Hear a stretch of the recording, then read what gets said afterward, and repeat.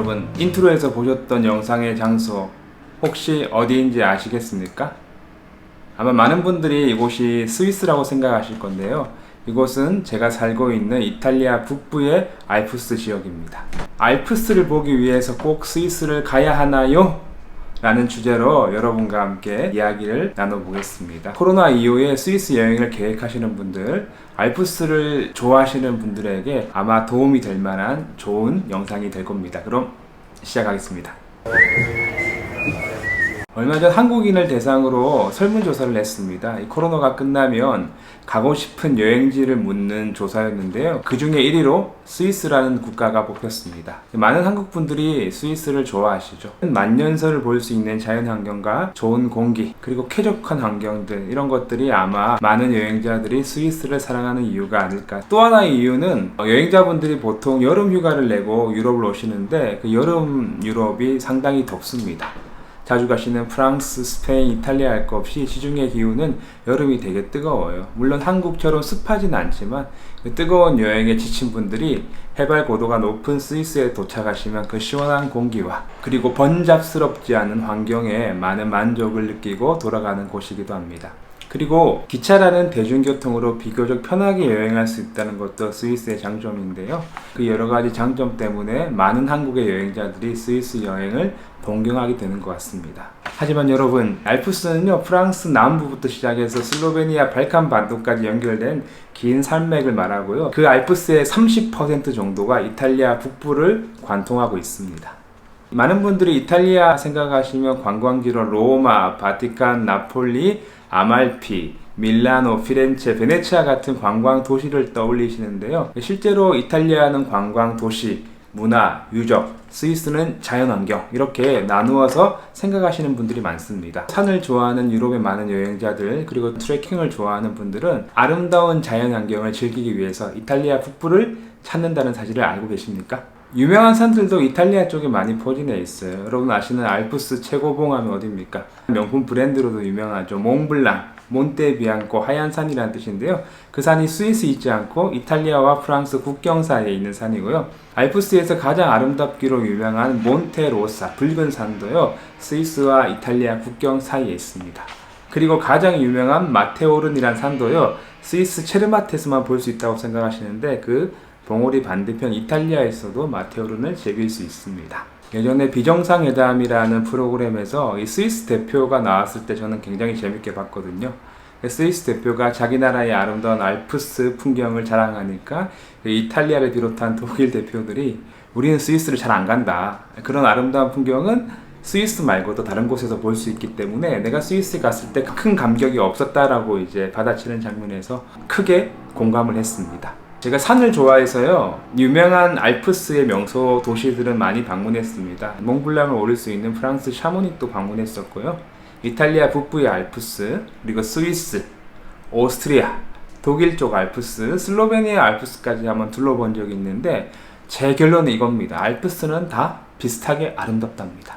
그래서 우리가 굳이 알프스를 보기 위해서 스위스에 가야 하는가? 저는 여러분들께 꼭 스위스 가지 않아도 아름다운 알프스를 볼 수 있습니다 라는 그런 주제로 여러분과 이야기를 나눠보겠습니다. 스위스에는 유명한 게 3개 있다고 합니다. 하나가 알프스, 두 번째가 시게, 세 번째가 로저 페더러라는 유명한 테니스 선수죠. 이런 말에서 알 수 있듯이 문화와 예술 관련된 관광 자원이 부족한 나라입니다. 그래서 알프스를 거의 유일한 관광 자원으로 삼기 때문에 알프스를 편하게 볼 수 있는 산악기차들, 케이블카가 잘 발전되어 있습니다. 그에 비해서 이탈리아는요, 아름다운 관광 자원도 많고 지중해 바다를 끼고 있기 때문에 북쪽 알프스의 관광 자원은 거의 방치하다시피 했습니다. 그래서 스위스에 비해서 덜 유명하기 때문에 저는 이 이탈리아 알프스 지역을 추천해 드리는 바입니다. 스위스 쪽 알프스보다 이탈리아 쪽 알프스를 추천한 이유를 제가 크게 4가지로 여러분께 설명해 드리겠습니다. 첫 번째, 공감하실 겁니다. 물가가 아주 비쌉니다. 스위스의 비싼 물가는 유명하죠. 근데 뭐 가서 경험해 보시면 비싸도 너무 비싸요. 패스트푸드도요, 10,000원이 훌쩍 뛰어넘는 가격에 드셔야 되고요.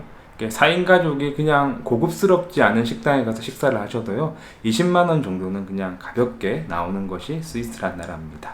숙소도 인스타나 유튜브에 나오는 그런 뷰가 좋은 숙소를 잡으려고 하시면요, 성수기 때는 아주 비싼 그런 금액을 지불하셔야 되고요. 케이블카 탑승이라든지 여러 가지 액티비티 비용도 다른 국가에 비해서 30% 정도 더 비싼 물가를 자랑합니다. 그리고 이게 유로화를 쓰지 않는 나라이기 때문에 다른 유럽 국가들을 여행하시다가 이게 스위스 프랑으로 환전해 드렸는데, 그 환전하는 과정에서도 수수료가 꽤 많이 붙습니다. 그래서 많은 한국의 여행자들이 그 스위스 여행 가셔서는 마트에서 장을 보셔가지고 음식을 해 먹는 수고를 하시거나 컵라면 등으로 이제 한 끼를 때우는 모습들을 많이 볼 수 있습니다. 꼭 스위스가 아니어도 되는 이유 두 번째는요, 스위스 음식이 맛이 없어요.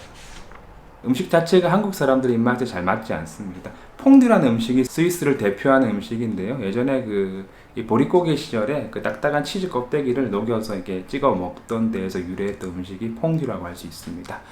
저도 치즈를 되게 좋아하고 느끼한 걸 좋아하는데 그 한 끼 이상으로 사실은 먹기 힘든 음식이고요. 주식이 감자와 소세지를 또 베이스로 하는 것들이 많다 보니까 좀 뭔가 얼큰하고 담백한 걸 좋아하는 우리 한국 사람들에게는 음식이 굉장히 힘들 수 있습니다. 그렇다고 또 한식당을 가기에는 한식당 물가도 아주 비쌉니다. 그래서 맛있는 음식을 많이 먹고 디저트를 먹고 즐기며 여행하는 스타일인 제게는요, 스위스는 그렇게 썩 유쾌한 나라가 아니었던 기억으로 남아 있습니다. 그 세 번째 이유입니다. 아시아 여행자들이 너무 많아요. 특히 이 스위스를 가장 사랑하는 나라가 인도, 중국이기 때문에 어딜 가나 그 넘쳐나는 대륙분들을 만날 수 있고요. 그 남들 다 가는 곳은 꼭 가봐야 되는 한국의 여행 문화와 그 여행 카페가 추천하는 곳을 신뢰하는 그런 문화들이 형성된 나라다 보니까 그 한국 분들이 꼭 가는 인터라켄이라는 도시를 가시면요, 진짜 이 강원도 이 설악산에 있는 느낌처럼요, 많은 한국 사람들을 만날 수 있습니다. 융프라 올라가는 산악 계단을 탈 때 그 중국 사람들이 워낙 시끄럽고 막 쓰레기도 버리고 하니까요, 스위스 정부에서 중국 사람들이 탈 수 있는 전용 기차칸을 만든 적이 있습니다. 실제로 유럽의 여행자들은 맛없는 음식과 비싼 물가, 그리고 환전을 해야 되는 그런 불편함, 많은 여행자들을 피해서요, 이 스위스 알프스가 아닌 이탈리아 북부 지역을 많이 여행합니다. 제가 추천하고 싶은 알프스는요, 이탈리아 베네치아에서 차를 타고 1시간 정도에 닿을 수 있는 알프스의 동남쪽 지역을 돌로미티라고 하는데요, 그 지역을 특별히 추천해드리고 싶습니다. 이 돌로미티라는 지역은요, 해발 2,000~3,000m대의 산들이 질비한 곳입니다. 그래서 저처럼 4,000m로 올라가면 고산병을 느끼시는 분들에게는요, 고산병 없이 트레킹을 하거나 자연을 즐기기에 더 없는 그런 장소이기도 합니다. 여러분 아시는 그 유명한 실베스터 스텔론 주연의 영화 클리프 해머도요, 이탈리아 알프스에 촬영했었고요. 황정민 씨 주연 히말라야라는 영화, 히말라야에서 찍은 게 아니라 이탈리아 알프스 쪽에서 촬영을 했습니다. 그 많은 영화의 배경이 될 만큼 아름다운 풍광으로 많은 여행자들을 유혹하는 곳이 바로 이탈리아 알프스입니다. 실제로 이탈리아 알프스 쪽에 스위스 사람들도 많이 놀러와요. 그 제가 어떻게 알 수 있냐면, 스위스는요, 유럽 연합 국가가 아니기 때문에 차량에 스위스 넘버가 따로 있습니다. 그래서 제가 그쪽 지방을 여행하다 보면 정말로 스위스 차들을 많이 볼 수 있어요. 저렴한 물가와 맛있는 음식 때문에 이쪽으로 많이 넘어오는 여행자들을 많이 만날 수 있는 그런 장소입니다. 이제 자가격리가 3일 남았는데요, 끝나고 나면 여러분께 돌로미티 지역에 가서 이 지역을 어떻게 여행하면 좋을지, 어딜 가야 될지, 무엇을 먹을지, 트레킹 코스는 또 어떻게 하면 좋을지, 이 관련된 정보들을 여러분께 마구마구 전달해 드리도록 하겠습니다. 오늘 영상의 결론입니다. 여러분 꼭 스위스가 아니어도 됩니다. 스위스의 그 빨간 바탕에 하얀 십자가 국기 사진이 필요한 것이 아니라면요, 제가 그 외에 아름다운 알프스 지역들 여러분께 잘 소개할 수 있는 그런 채널을 만들어 보도록 하겠습니다. 그럼 다음 영상도 기대해 주시고요. 오늘도 제 채널에 방문해 주셔서 대단히 감사합니다. 여러분, 샤오샤오!